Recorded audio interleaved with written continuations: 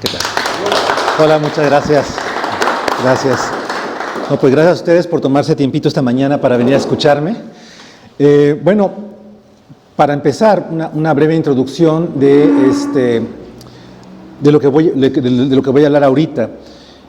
Tendría que empezar primero por explicarles mi experiencia personal, profesional, y cómo es que esto me convenció de lo que les voy a explicar ahorita.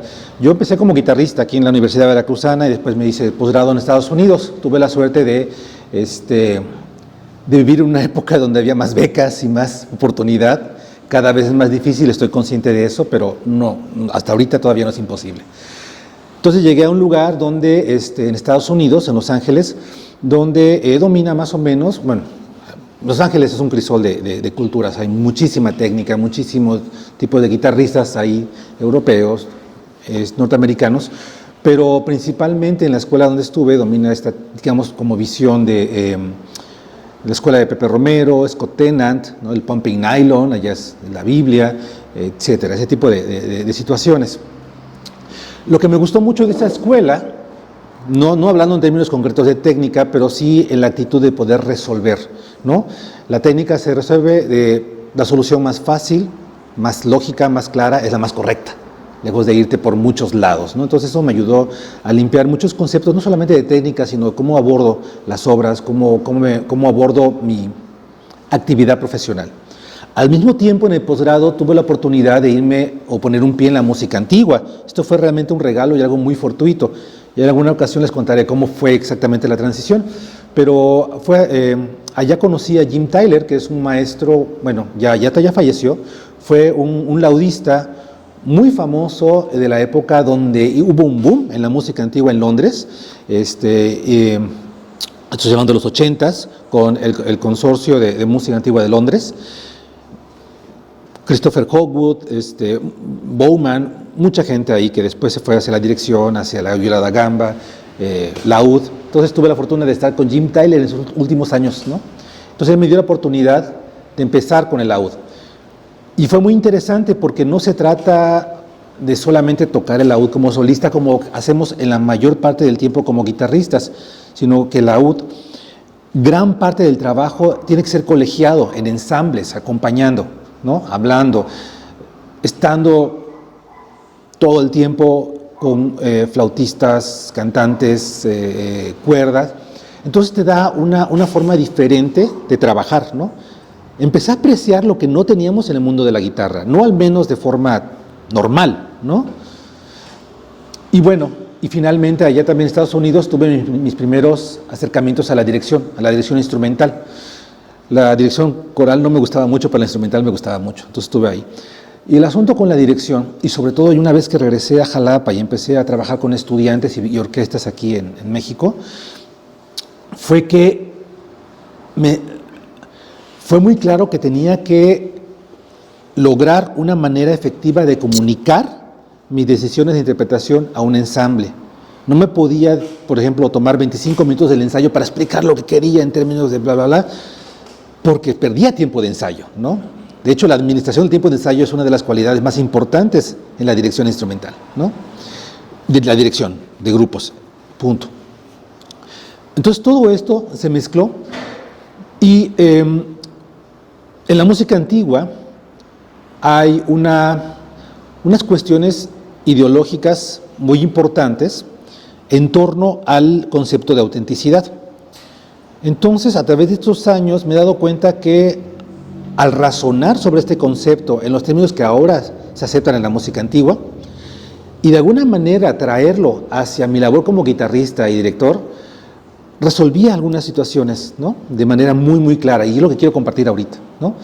Entonces, para mí, estos conceptos que les voy a manejar, obviamente no son conceptos, digamos, que le preocuparían a un principiante en la guitarra, pero sí a alguien que ya tiene un poco más de avance en la carrera, o que está al frente de grupos, o que tiene estudiantes. Entonces puedes más o menos ayudarles a canalizar algunas de las preguntas más comunes. Y la otra flechita ahora es así. Claro. Ahí está. Ok, muy bien. Básicamente, ¿qué es la interpretación históricamente informada? ¿No? El término antiguo de los 80s era música antigua. Voy a pararme porque esta me la sé de memoria, tengo que leer. Era música antigua.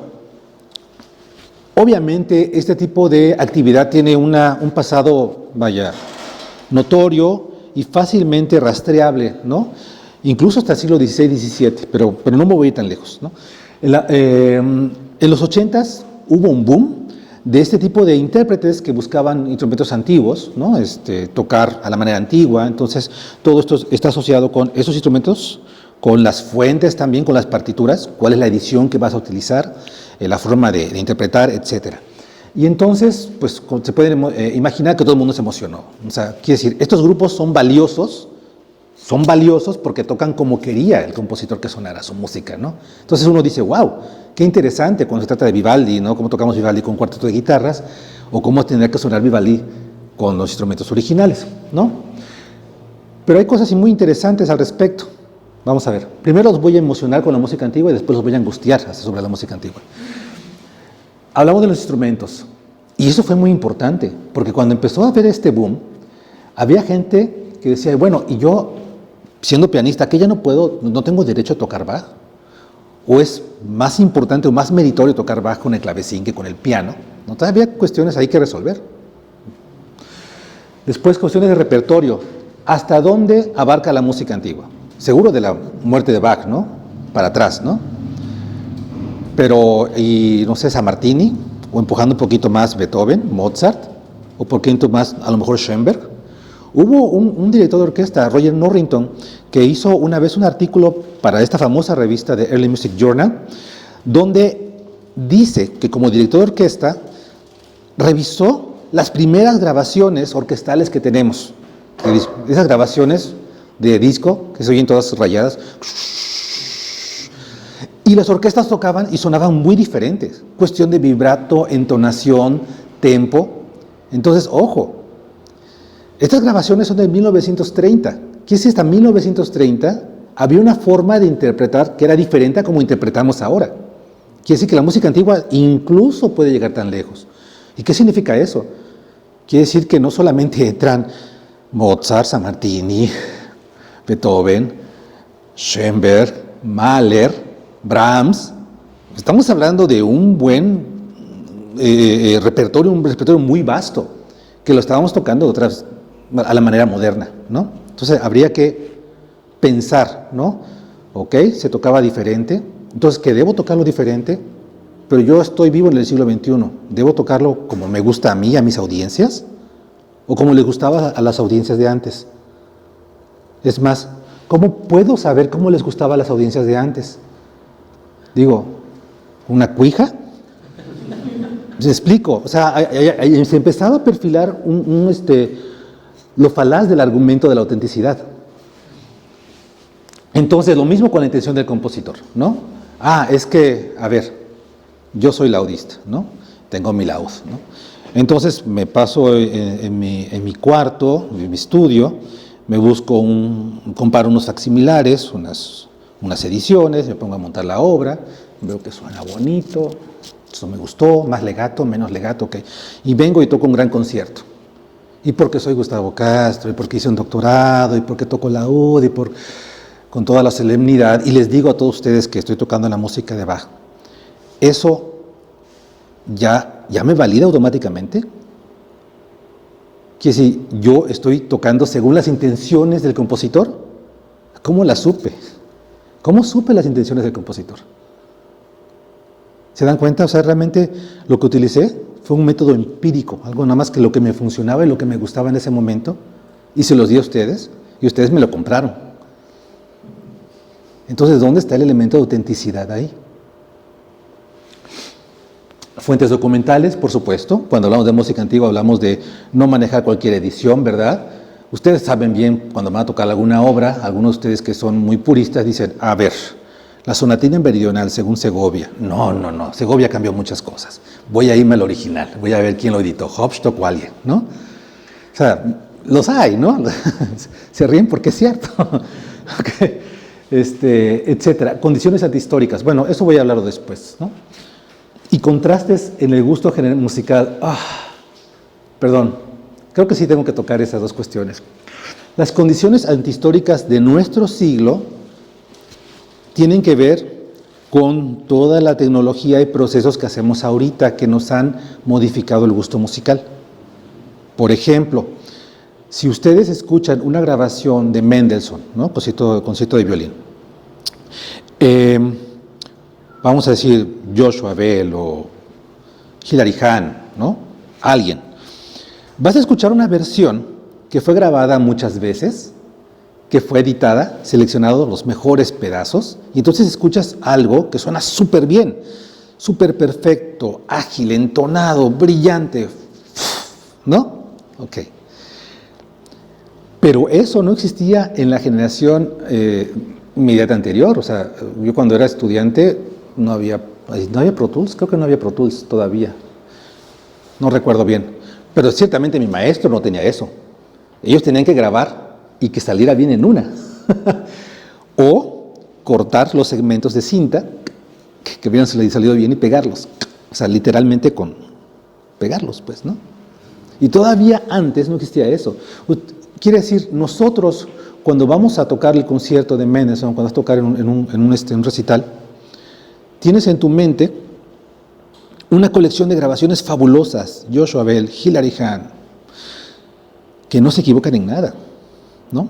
Y así vas, todo nervioso con tu pianista, tratar de aspirar a eso. Y eso realmente no existe. ¿Se dan cuenta? No existe. Ahora con la internet podemos ver las mejores versiones de Adriano del Sal. Estoy hablando de, ahora yo me cambié la guitarra, ¿no? Marchindila, etcétera, etcétera. Podemos ver todas las mejores versiones. Y vas a tu examen y estás temblando porque quieres tocar así. ¿No? Ahora imagínense si no tuvieran eso. Si no tuvieras en la mente esa versión, esas versiones. ¿Cómo tocarías? Pensemos en el joven Mozart dando un recital. ¿Tiene sin cuidado no equivocarse o no equivocarse? ¿No? Yo creo que sus prioridades estaban en otra parte, ¿no? En el impacto que va a tener con su audiencia. ¿Y cómo? O sea, no sabemos, de nuevo, no tengo una cuija, no le he preguntado al joven Mozart, ¿no? Pero estas condiciones antihistóricas han hecho que nuestro gusto musical cambie de alguna forma. Y están, por supuesto, esto es muy obvio, los contrastes generacionales en el gusto musical, ¿no? Yo a mi estudiante le digo, mira, este pasaje funcionaría mejor así. Es porque a mí me gusta, porque yo lo he pensado, a lo mejor lo he razonado, a lo mejor no, simplemente lo hago así porque siempre lo he hecho y me gusta cómo suena. Pero mi estudiante escuchó la versión de Fernando y dice, no, es que me gusta más cómo lo hace Fernando, ¿no? Bueno, ya de ahí hay un contraste, ¿no? Y a mí ciertamente me gustan las cosas muy diferentes como le gustaban a Enrique Salmerón o Alfredo Sánchez, con la gente con la que tomé clases. Es más, la línea se ha roto, o sea, ya nadie toca como Segovia, por ejemplo, ¿no? Y antes, en aquella generación, ustedes saben que había que tocarlo de esa forma. Era como una postura un poco dogmática, ¿no? Entonces se ha estado abriendo. Pero eso es normal, eso no es magia. Cada generación tiene sus cambios, ¿no?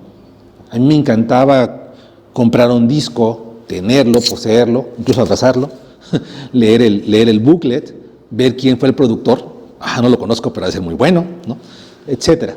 Okay. Mis hijos no saben, saben que es un disco, pues las cosas de esas viejas acumulando polvo de papá. Ellos tienen Spotify, no les importa. No les importa poseer, leer, saber.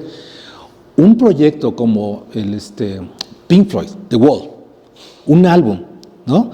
De rock experimental, que tienes que escuchar completo del principio al fin para entender la obra de arte, esta generación no la entiende. Un álbum completo, qué flojera. Estás hablando de una lista de reproducción completa, ¿no? No tienen, no aprecian eso. Es muy, muy diferente ahora cómo hacemos las cosas. ¿Sí me explico? Voy adelante. Bien. Fíjense, una cosa interesante. Como les comenté, este concepto de autenticidad empezó a cocinarse y empezó a tener crisis en los 80s. Este es uno de los ejemplos típicos, de las críticas típicas que vamos a escuchar en ese momento. Ahí está Lawrence Dreyfus, por cierto, está mal escrito con U, la U normal, pues ahí me corrigió el software. Lawrence Dreyfus, experto en música antigua, también musicólogo, dice esto, y lo voy a leer, porque la letra es un poco chiquita, pero esto hay que escucharlo con sarcasmo. Dice, el músico que se proclama auténtico dice actuar conscientemente al servicio del compositor, negándose a cualquier forma de autoglorificación. Que dice, yo no importo, importa Bach. Gustavo Castro no importa, importa Bach. La cual obtiene irremediablemente al seguir unas reglas del libro de texto, de un supuesto método científico, con un programa estrictamente empírico para verificar prácticas históricas. O sea, Gustavo estudiando en su estudio, ¿no? Estas, cuando todo está dicho y hecho, se convierten por magia en las intenciones del compositor, ¿no? Yo se las vendo así y ustedes me la creen, y ya quedó. Después, y esto ya sin sarcasmo, los auténticos avances en música antigua no son los signos superficiales de historicidad, como el uso de instrumentos originales, medios verificables de instrumentación o ediciones críticas. No se trata de eso, sino las operaciones revisadas en la mente de los intérpretes, reconstruyendo los objetos musicales aquí y ahora. Esto es muy importante, porque él reconoce la importancia de las personas que están haciendo el consumo cultural en esta época. Quiere decir, sí hay elementos de historicidad, por supuesto, están los instrumentos, están las ediciones, pero este otro elemento es importantísimo. El intérprete que reconstruye, que decide, que decide qué va a meter en la mezcla, ¿no? Cómo lo va a trabajar, y la audiencia que me lo va a aceptar o no. Bien. Me brinca algunas cosas, pero no importa. Ok, bien, el término autenticidad, como se entiende así, digamos, como en inocente, tiene que ver con recrear la música tal como se habría escuchado en su tiempo, basándose obviamente en estudios históricos, musicológicos. Bueno, dije inocente, ¿no? 2. En el uso de instrumentos originales o réplicas y técnicas de interpretación documentada de la época. Los que me conocen saben que toco laúd, pero los que me conocen realmente bien saben que no me he querido cortar las uñas. A ver, ¿qué pasó? ¿No? Para empezar, si vamos a ser históricos, fuera uñas, ¿no? Y vamos a empezar a... Ya después les platico cuál es mi intención detrás de esto. Número 3, fuentes históricas. Tiene que haber investigación exhaustiva en tratados, manuscritos y otras fuentes históricas para informar las decisiones de interpretación. Esto es cierto. Pero bien, como les dije, todo esto crea angustia. ¿Es posible conocer la intención original del autor? No es posible. Por donde le veas, no es posible. Podemos aproximarnos a recrear un conjunto de gustos musicales, de preferencias, tal vez leyendo crónicas de la época, viendo lo que pensaba la audiencia de aquellos momentos, pero más allá de eso, ¿no? La otra cuestión, es posible, o vamos a hacer esto. Imaginemos que sea posible reconstruir o saber lo que quería Bach sobre su pieza, ¿no? Bien. ¿Es posible ahora, pregunto yo, reconstruir la percepción de una sociedad en otra época y geografía? Por ejemplo, cuando Bach hizo sus obras, vamos a pensar un momento específico, Leipzig 1730, ¿no? Que ya estaba en los cositos de Brandenburgo y todo eso, ¿ok? Bien. Esa gente, esa comunidad, escuchaba las formas de la música de manera muy diferente a nosotros. Nosotros no somos alemanes, no estamos vivos en el 1730. Quiere decir, las cosas musicales funcionan completamente diferentes a nosotros. Un ejemplo, por ejemplo, voy a mencionar un ejemplo. Berlioz, ¿no? La Sinfonía Fantástica, todos conocemos esta historia. Bueno, la Sinfonía Fantástica, un movimiento donde él empieza, bueno, una obra donde él tiene como un programa, una historia, una amada que va a través de diferentes movimientos, mostrando un aspecto diferente de su relación con ella, y al final es la muerte, el infierno, la amada aparece como una bruja, ¿no? Okay, bueno. En un momento me parece que es el quinto movimiento, empieza a sonar el Dies Irae, que es un canto de muertos, pues, ¿no? típico del Requiem. Bueno, para la sociedad francesa de aquel momento, que estás escuchando este quinto movimiento, escucha de repente el Dies Irae ahí abajo y dices, ¡ah, la muerte! ¿No? ¡Wow! Te estremeces. Aquí en México no lo habríamos escuchado, a menos que yo se los digo antes, ¿no? O sea, Alicia, ¿qué? Está lindo lo que están tocando allá los bajos, ¿sí? Suena bien, pero pues, no significa eso, no significa tanto, no te estremece. Ahora, yo les garantizo, por ejemplo, cuando todos ustedes estén en el extranjero y escuchen por ahí en un café alguien tocando La Llorona o tocando El Cirito Lindo, dices, ¡ay! ¿No? Y lo vas a experimentar de manera muy diferente a cualquier otro comensal, a cualquier otra persona presente. Porque esa música tiene una red de significados para nosotros. Sociedad jalapeña, mexicana, es un diplomado internacional, en el siglo XXI, 2024. Tiene significado para nosotros. Ahora, me pregunto, si nosotros pudiéramos ir al pasado, a Leipzig, 1730, y estar sentados en primera fila escuchando el concierto de Brandenburgo que se acaba de estrenar, ¿tendría el mismo significado para nosotros que para el resto de las personas ahí presentes? Pues claro que no. No. Y eso me lleva a la tercera cosa. ¿Se puede percibir la música como ellos? Lo que acabo de mencionar. No. Yo he contado esta historia, creo que se la conté a Leo en algún momento, pero a nadie más aquí de los presentes. Yo alguna vez quise estudiar flamenco, ¿no? Pues normal, quiero complementar mis estudios. Flamenco suena padrísimo, ¿no? Okay, tomé clases con Adam del Monte un año. Y un personaje fabuloso, ¿no? Bueno, entonces Adam, alguna vez ya en confianza, en clase, le pregunté, oye maestro, a ver, ¿qué tengo que hacer para tocar bien el flamenco? Pero bien, ¿no? Y no guarradas, ¿no? Bien el flamenco. Gustavo, pues tienes que volver a nacer y nacer andaluz. A mí me pareció una grosería en ese momento. Che, Adam, qué padre. Pero sí, tiene razón. Porque podemos aproximarnos lo más que quieras. Puedes estudiar y dedicar tu vida al flamenco y a lo mejor llegas a entender muchas de las cosas culturales al respecto. Pero vivirlo así, a la médula, al tuétano, como ellos lo viven. Adam, por ejemplo, es hebreo, pero vivió en España. De hecho, es hebreo y español, me parece. Israelí y español. Y él literalmente vivió con gitanos y aprendió la guitarra de gitanos. Estaban de repente cocinando y agarra la guitarra, toca una falseta, así, chiquito, ¿no? Entonces entiendo eso, entiendo ese comentario. Bien. A ver, ok. Bien. Entonces esto ya queda más o menos claro. Se creó una crisis de autenticidad. Pueden imaginarse ustedes los congresos llenos de laudistas y gente que hace barroco, todos así desesperados. ¿Qué vamos a hacer? Si es cierto que no estamos siendo auténticos. Estamos haciendo música antigua, pero ¿para qué? ¿No? Ya todo salió a la luz. Bien. Debate académico. Es imposible recrear con exactitud las condiciones originales debido a la falta de información completa y a la evolución inevitable de nuestra percepción musical. Bien. Paradojas de la autenticidad.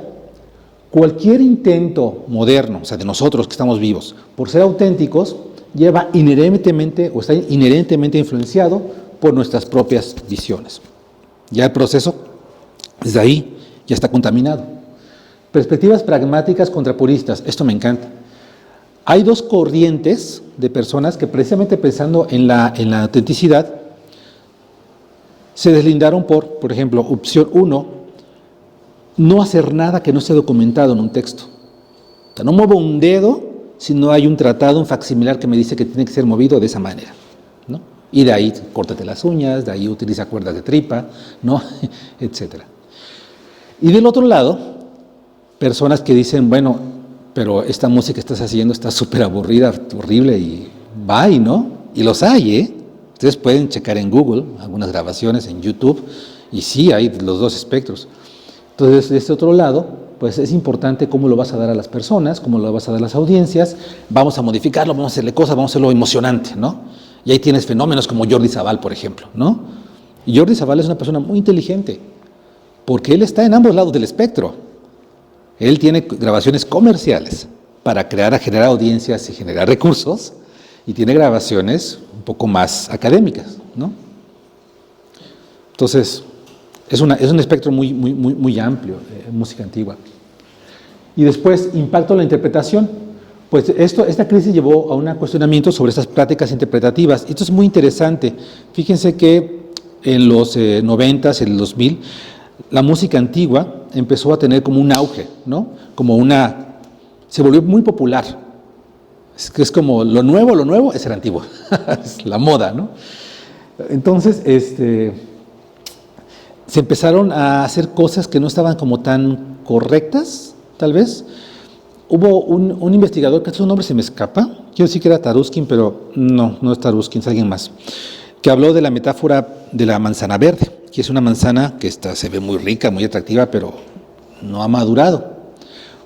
Algunas grabaciones, por ejemplo, de ciclos completos de música, de sinfonías de Beethoven, etcétera, etcétera, grabados con el método de la música antigua, acabaron utilizando técnicas, ideas marcadas que a lo mejor no eran conocidas en esa época, ¿no? Pero, de nuevo, vendiéndola como producto de música antigua, pues uno lo acepta, a menos que realmente te sinceres y a ver, vamos a ver, ¿qué arco están usando? ¿No? O barbada, ¿por qué usan barbada? ¿Por qué no se la quitan? ¿No? Ok, hay muchas cosas que decir. Bueno, sigo adelante. Bueno, afortunadamente la crisis se resolvió no de la mejor manera, pero sí de la más práctica. Muchas personas contribuyeron, a mí se me hace que el punto más importante llegó con Peter Kibbe en 1995.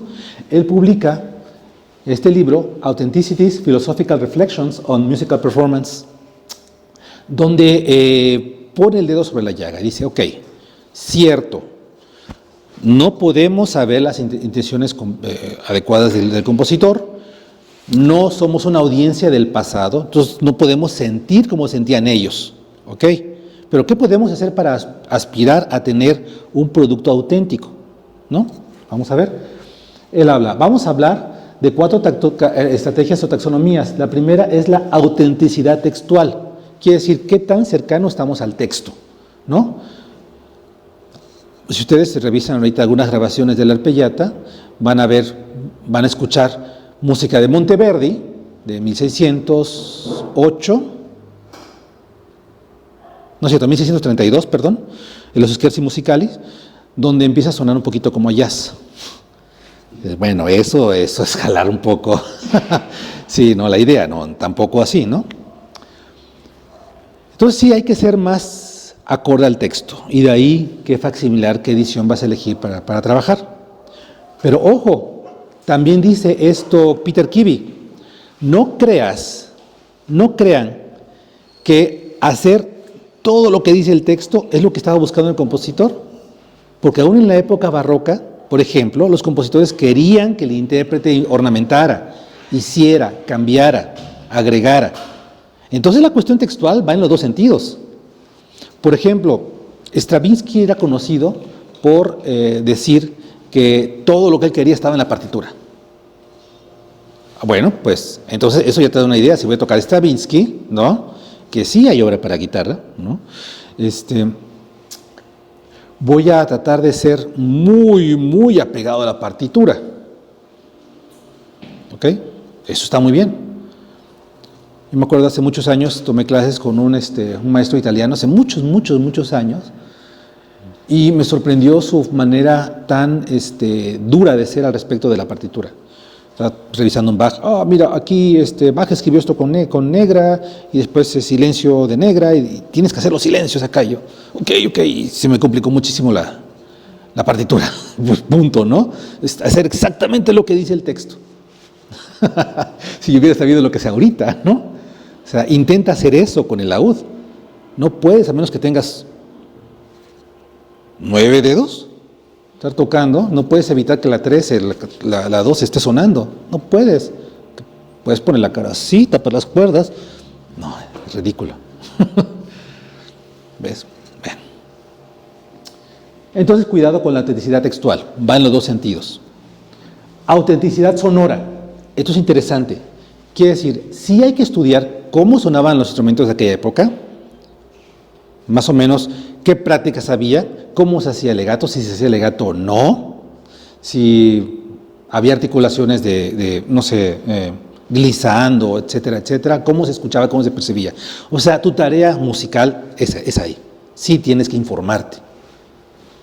Después la autenticidad práctica. Entonces, muy interesante. Esto es dominio del intérprete. Porque a fin de cuentas, el que va a tocar somos nosotros. Punto. Aquí no está presente ni Peter Kivy, ni Harnoncourt, ni nadie, ni Bach, por supuesto, a menos que venga en espíritu. Entonces, el intérprete es el elemento último de síntesis. Ustedes, como intérpretes, eligen qué entra, qué no entra, si ornamentas o no ornamentas, si sigues esta edición o no, si le subes el tempo o no. Eres tú, punto. Y respétate, porque hubo muchas, actitudes dentro del mundo de la música antigua donde era el caso contrario. El intérprete no importa, hago exactamente lo que dice la partitura. Entonces, esa es otra visión. Entonces, no omito decir que esas interpretaciones se volvieron muy aburridas, muy aborrecidas incluso, ¿no? Y del otro lado tienes intérpretes que le meten, vaya, ¿qué pero le pones a Jordi Sabal, por ejemplo, no? Sí, fabuloso, etcétera. Y número 4, autenticidad contextual. Y esto es interesante. La autenticidad la puedes buscar, pero también pensando en el contexto donde vas a reproducir la música. Aquí. Hay un ejemplo muy claro. A ver, imagínate que vas a montar una obra para un recital, o porque te gusta mucho, una obra cualquiera. Vamos a decir, tema variado y final de Ponce. Te gusta mucho, lo haces para ti, lo haces con amor y adelante. Ahora imagínate tú montando esa obra porque es obra obligada para el concurso internacional de guitarra de Jalapa. La cosa cambia, ¿no? Voy a buscar la edición definitivamente la de Segovia, porque la que todos los jurados seguramente van a conocer. Voy a treparle un poquito a la velocidad, voy a tratar de buscar ser brillante, donde yo pueda ser muy brillante, ¿no? Donde yo pueda ser muy musical, voy a exagerar y lo voy a hacer extremadamente libre, etc. Entonces ya cambiaron muchos parámetros de interpretación. Ahora, si lo vas a tocar para un examen, bueno, ahí los maestros mandan, ¿no? Hijo, tócalo a esta velocidad, si no te van a calificar mal. Punto, ¿no? Entonces ves cómo la situación, cómo el contexto cambia tus parámetros de interpretación, de autenticidad. Hace muchos años me pasó con un estudiante, con Jairo, ¿te acuerdas de Jairo? Me pasó con Jairo. Él había montado una obra de Bach y había una parte, una cadencia donde está perfecto para hacer ornamental, inventar tu propia cadencia, y se quiso arriesgar. Pero Jairo tenía una personalidad yo creo que muy tímida. Entonces en el examen, pues él con toda su timidez hizo, no convenció. Los maestros dijeron, no, suena muy forzado. No. Y lo curioso es que esa misma cadencia, muy, muy parecida, la hizo después otro estudiante en otro año. Y ¡wow, qué padre! ¿No? También estudiante mío. Y bueno, ¿cuál fue la diferencia? Si fue casi la misma cadencia. Pues en este caso yo creo que fue la cuestión de, no sé, como tú como intérprete haces que amarre y convences, ¿no? Pero bueno, son cosas como muy extrañas, muy curiosas, ¿no? Ustedes lo saben, los que han ido a concursos, por ejemplo, algunas cosas que haces en un concurso y te hacen ¡wow! En el otro te odian. ¿Cómo te atreviste a hacerle eso a esta obra? Contexto. Bien. No se ve. Yo creo que el color cambió la letra. Voy a tener que leer acá. Muy bien. Esto sí lo voy a leer porque no se ve ahí en la pantalla. Bien. Ahora, yo me pongo a pensar qué pasaría si aplico las categorías de Kivy en la guitarra. Bueno, para empezar, ¿para qué las aplico? ¿No? Si la guitarra es tan sencillo, ya alguien sabe qué hacer, ¿no? No siempre es fácil qué hacer, decidir qué hacer. Por ejemplo, aquí yo hice una lista de 4 cosas que siempre me han molestado, me han como enturbiado el asunto con los guitarristas, con mi gremio. Y voy a ver si son compartidas. Por ejemplo, el estatus de la guitarra como un instrumento fundamentalmente solista, ¿no? Casi siempre nuestra chamba es con nosotros, tocar recitales de guitarra sola, la mayoría. Otro poquito de música de cámara, generalmente con otros guitarristas, pero bueno, ¿no? Pero cuestiones como orquestas, irnos de gira con orquestas, o sea, ir a trabajar 5 días de la semana, 3 horas con todos los compadres de la orquesta, por 20 años, 30 años de tu vida, o sea, no tenemos ese tipo de situaciones. Ventajas y desventajas. Ventajas, la independencia, la originalidad que eso te da, digo, no tienes, trabajas tú solo, es como le pasó a Haydn en Cherhatza, ¿no? Es un lugar muy retirado del resto de Europa, donde pudo hacer algo de sus creaciones más originales y todo el mundo, ¡wow, qué padre! Yo creo que si hubiera todo el tiempo vivido en Viena, pues a lo mejor no habría sido tan original como lo es, ¿no? Pero bueno, nosotros tenemos eso, se fomenta la pluralidad. Y esto es claro, o sea, tú vas, la misma obra, vas a un concurso y la escuchas de formas muy diferentes, ¿no? O vas a una clase magistral con un maestro y te dice, no, tienes que hacer esto. El siguiente maestro con la misma obra te dice, no, otra cosa. Y son visiones muy, muy diferentes, ¿no? Eso es bonito, ser plural. Pero las desventajas, como yo lo veo, y perdón si me quieren crucificar, hay un bagaje colectivo pobre, que es producto de una codificación ineficiente de criterios y valores para la interpretación. Me explico. Si tú vas con una persona, un violinista, y le explicas lo que quieres, me ha pasado, con un concertino, mira, necesito un ataque así, así. Se voltea a su sección y dice, maestros, un poco más cuchareado hacia la parte del talón, ¿no? Y se arregló. Un poco más cuchareados al talón, se arregló. ¿Cómo supieron cómo hacerlo? Todos ellos tienen, de la práctica diaria de estar trabajando, han codificado su manera de interpretar. Se hablan entre ellos, se entienden mucho mejor de lo que entendemos nosotros. No sé si les ha pasado. Y en una orquesta de guitarra, yo mucho tiempo dirigí orquesta de guitarras, y para explicar algo, a veces tenía que ir sección por sección. Mira tu uña así, mira mijo, o sea, y es tardadísimo. Y en orquesta es así, rapidísimo, todo el mundo sabe.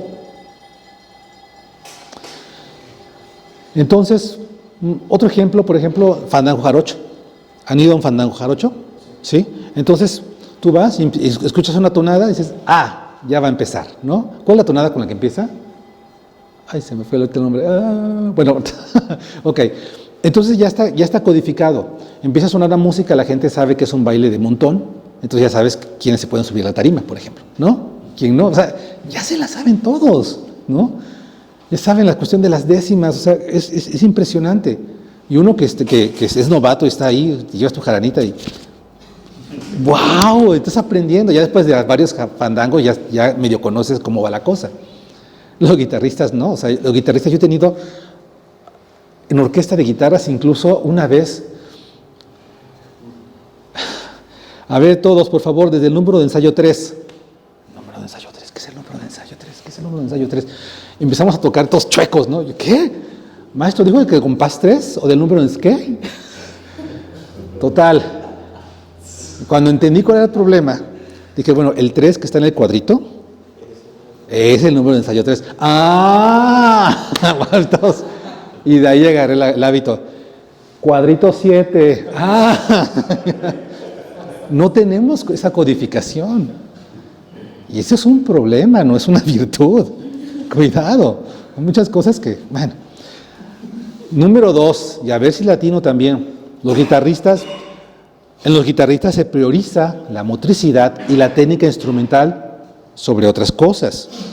Quiere decir, todos nosotros sabemos que es importante ser expresivo, que es importante conocer la estructura de la pieza, hay cosas serias y lindas, ¿no? Importantes, pero todos ponen en primer lugar que la pieza funcione, que la escala se suene, que el arpegio esté limpio. La motricidad va primero que cualquier otra cosa, ¿no? Eso es un problema.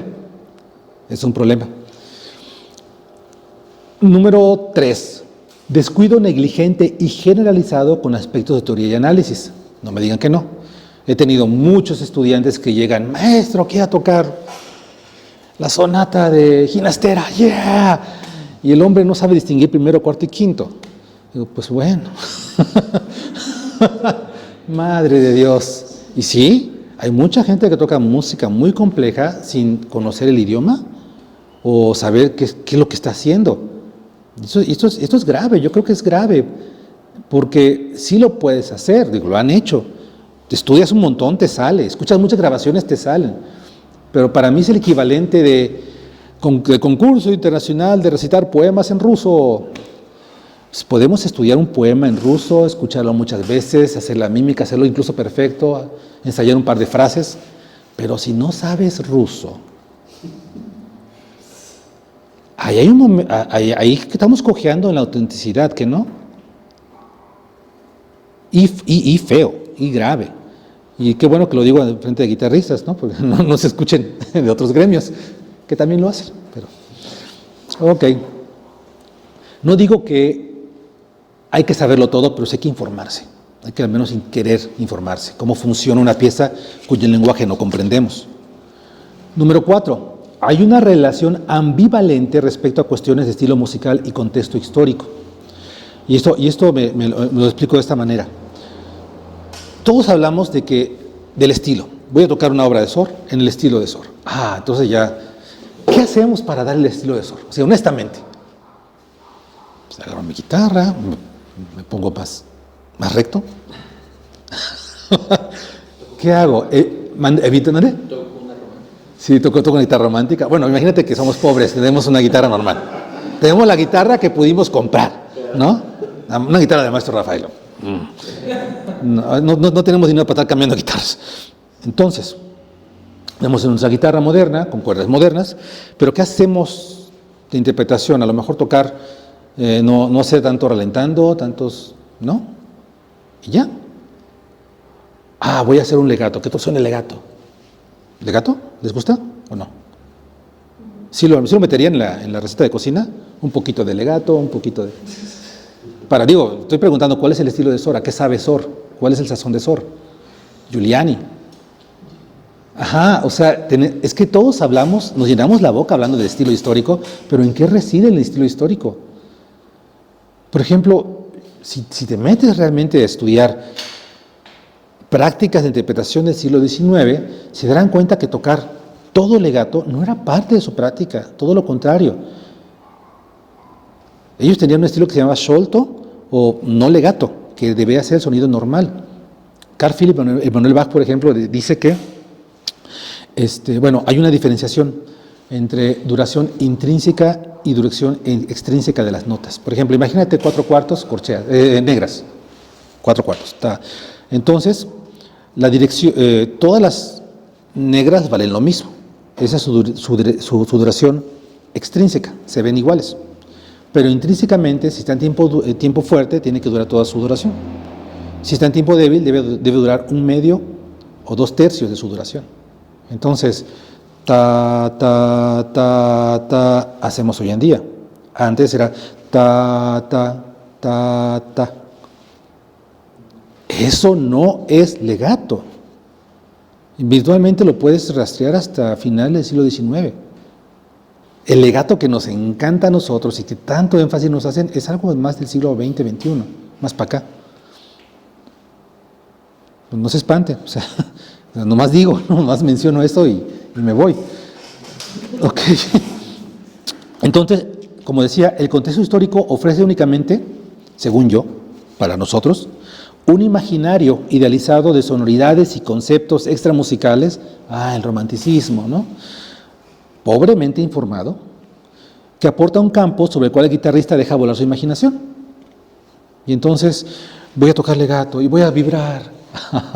¿Vas a vibrar? ¿O como por qué o qué? Bueno, sí había vibrato, pero hay situaciones, ¿ok? De hecho, un ornamento más utilizado que el vibrato era en esas épocas del siglo XIX, el glissando, que casi nunca se escribía. Se empezó a escribir ya por las épocas de Segovia, etcétera, etcétera. Ok, bueno, ahora ya para acabar, la autenticidad en la guitarra. Pues vamos a ver si funcionaría el método de Kivi con los guitarristas. Son los cuatro postulados. La relación con la concepción original del compositor. Recuerden que podemos ser fieles al texto o no, depende de la época histórica. 2. Restauración de material sonoro. O sea, hay que hacer la tarea. Texto, fuentes, teoría, análisis, estilo musical, consideraciones históricas. Hay que estudiarle, ¿no? 3. La expresión individual del intérprete. Recuerden que al final del día ustedes son los que van a decidir. Que no les quite el sueño eso. Si no hiciste tu tarea, por supuesto que te va a dar miedo, pero si hiciste tu tarea y estudiaste y preguntaste y te informaste, entonces no tienes nada que temer. Tú y solo tú, ni siquiera tu maestro, eres tú quien va a hacer la síntesis, la versión final. Y finalmente, número 4, significado atribuido por las audiencias. Tienes que considerarlos. Definitivamente tienes que considerar a las audiencias. Punto. Así de simple. Bien, pues como conclusiones yo había hecho una lista de cosas que podríamos hablar, pero creo que el tiempo es corto, ya son las 11 ahorita exactamente, ¿no? Para estar en los límites. Sobre casos específicos que podríamos platicar, por ejemplo, Ponce. La obra de Ponce es muy importante para el guitarrista, pero nos daría material para hablar por horas. Ponce tiene obras, bueno, o más bien el modelo de análisis que más funciona en Ponce es el de exploración y síntesis, porque tiene obras de exploración donde el mismo Ponce conscientemente explora el tipo del lenguaje barroco, clásico, romántico o nacionalista, mexicano, cubano, etc. O sea, tiene como sus exploraciones, ¿no? Eso es Ponce. Y también tiene obras de síntesis, donde ya no está explorando, ya está sintetizando elementos. Estamos hablando de la sonata tercera, por ejemplo, ¿no? El tema varia de final, o sea, ya es su lenguaje, ¿no? Entonces tiene estas dos obras, ok. Imaginemos que ahorita vamos a decidir, solamente este ejemplo, montar una obra de Ponce, la sonata tercera. ¿Sí la ubican todos? ¿O una obra que sí ubiquen súper bien? Sí. La sonata tercera, vamos a decir, la sonata tercera de Ponce. Es una sonata muy seria, sobria, que todo el mundo asocia con el neoclasicismo, específicamente el neoclasicismo de la segunda escuela francesa, ¿no? El que está asociado con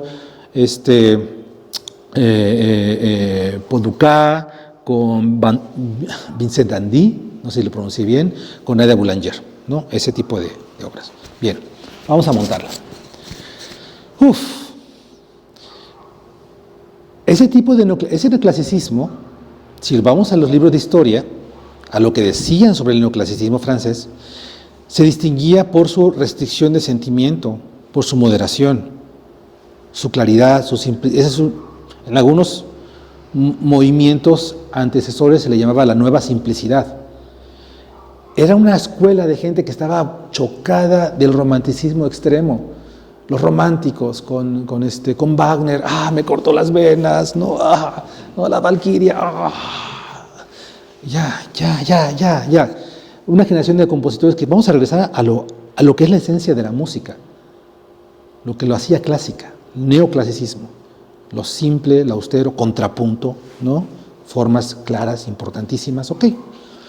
Esta obra de Ponce se circunscribe a esa escuela, él estudió con Dandy, estudió con Boulanger, etcétera, ¿no? Con Dukas, etcétera. Entonces, pum pam pam pira pum pam pam pam pum pam pam para pum pam pira pum pa pirara. Empieza a haber cromatismos, los empieza a manejar de manera sobria, todo muy limpio, calculado, contenido. Pero por otro lado, Ponce es un romántico de Hueso Colorado, ¿qué no? Es como en él mismo existe la contradicción de ser romántico y ser neoclásico. Entonces, pum, para, tira. Los que les gusta digitar acá, ¿no? Arriba, tom, para, tira, pum, pa, tra, pum, pa. Y el tempo, bien, gracias, no me moleste, estoy expresando mi romanticismo. Son dos visiones muy diferentes. Sí. ¿Cómo vas a tocar Ponce? ¿No? Yo diría, bueno, ¿para quién vas a tocar Ponce? ¿Va a ser un concurso? ¿Va a ser para ti? un estudio, va a ser qué, ¿no? Y luego le echas a la ecuación el problema de Segovia, y más problemas todavía, ¿no? Que Segovia tenía su forma de interpretar. Pues bueno. Bueno, pues eso es más o menos lo que les quería platicar. Yo no he asentado esta investigación en forma, sí creo que vale la pena hacerlo, como más o menos, no adecuar, pero sí repensar cómo nosotros como guitarristas tomamos decisiones de interpretación, ¿no? Lo importante es hacerlo, porque si solamente te sientas a ver cómo suena la pieza, pues realmente estás un poquito como desorientado. Y cuando estamos desorientados es difícil llegar a alguna parte. O más bien no sabes hacia dónde vas a llegar. Cuando empiezas a caminar y no sabes hacia dónde vas, pues. Entonces, la analogía es con el instrumento. ¿Qué quieres hacer? ¿Qué tienes que hacer? Sí, tu chamba, sí, análisis, sí, todo esto, el texto, tu partitura. Tu maestro te puede ayudar muchísimo, las clases magistrales pueden ayudar muchísimo para darte norte de cómo van las cosas, pero al final tú tienes que elegir. Y créanme que si lo hacen de esta manera, yo lo siento porque lo he aplicado con mis estudiantes, lo he aplicado yo mismo en el AU y todo esto. Yo tocando y se van a dar cuenta que soy un fraude. Se van las uñas. No. Lo de las uñas es un pretexto. Había laudistas que tocaban con uña, ¿no? Pero bueno, eso es otra historia.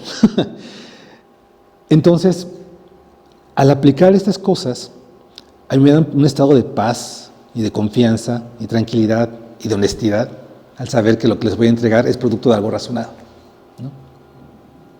Vamos a regresar a una de las primeras cosas que mencionamos al principio.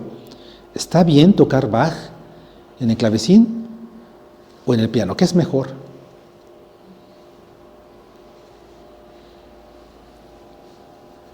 Nada, ¿sí?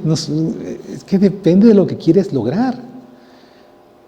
Ahí tienes a Ellen Rosen, que se hizo famosa por tocar Bach en el piano. Y no solamente hizo un instituto musical en Nueva York, si no mal recuerdo, para tocar Bach en el piano. Bach, libros, y publicó sobre su derecho como pianista de tocar Bach, y tiene toda la razón. Porque como decía uno de nuestros expositores, lo importante es lo que se revisa en la mente del intérprete, reconstruyendo la música aquí y ahora.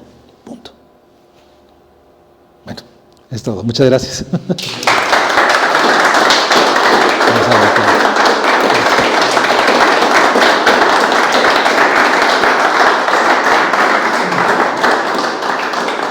No sé si quieren hacer alguna pregunta, algún comentario.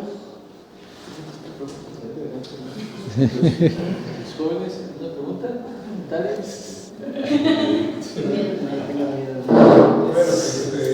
Sí. Adelante. Bueno, pues curiosamente estoy como en esas cuestiones que comenta de qué es correcto y no.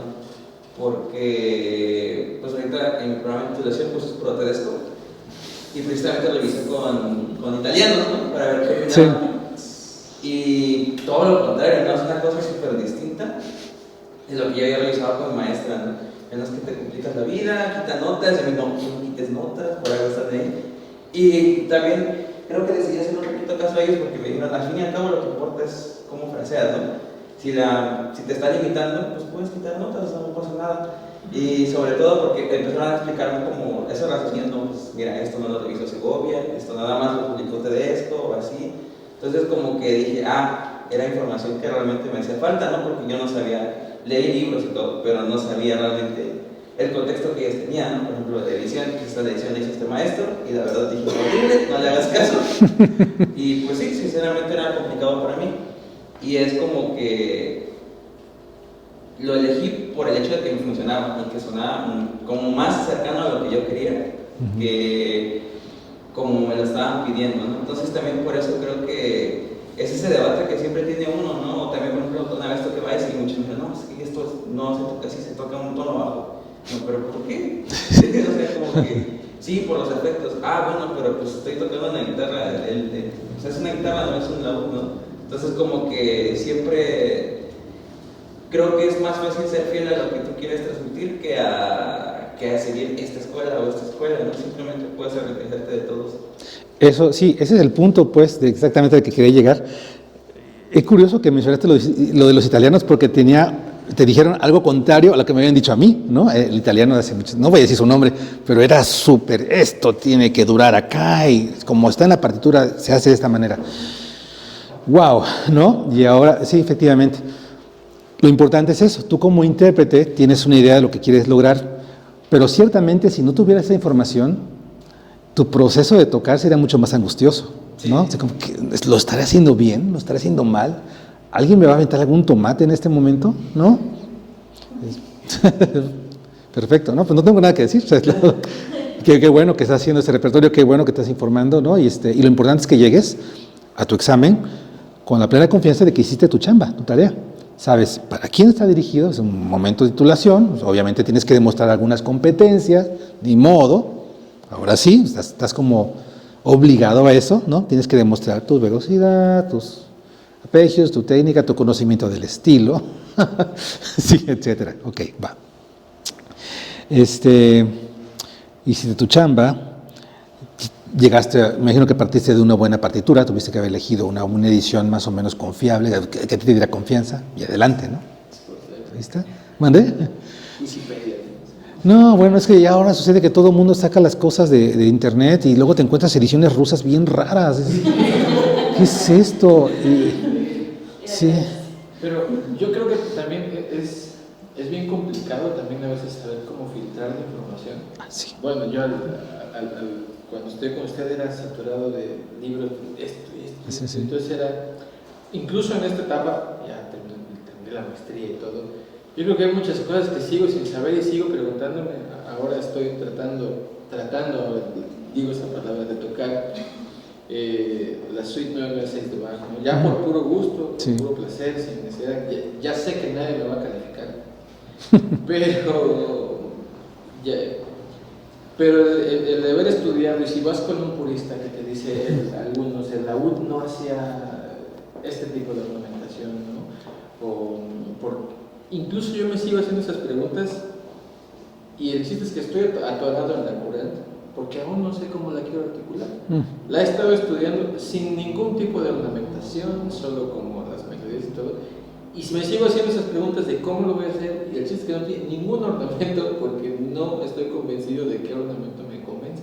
Entonces al final del día es el saber esa parte de lo que uno quiere como intérprete, pero también el conocer ya demasiada información también es abrumador. No, sí, eso sí, les paso el tip, ahorita que los veo muy jóvenes, ¿no? O sea, esto no mejora conforme pasa el tiempo.